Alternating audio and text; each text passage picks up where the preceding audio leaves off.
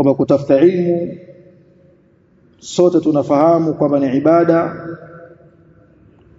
bali ni katika ibada ambazo fadhila zake, daraja lake, nafasi yake ni kubwa mno. Allah kwenye Qur'an katika suratu Zumar aya ya 9 anasema qul hal yastawi alladhina ya'lamun walladhina la ya'lamun, waambie Muhammad, hivi wanakuwa sawa wajuao na wasiojua?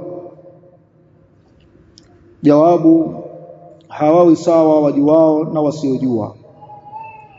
Wanaojua watamwabudu Mola wao tabaraka wa taala katika misingi ya ilmu, na wasiojua kama watamwabudu Mola wao subhanahu wa taala, basi watamwabudu katika misingi ya kuiga mazoea na mfano wa masala kama hayo ambayo hayatakikani katika ibada.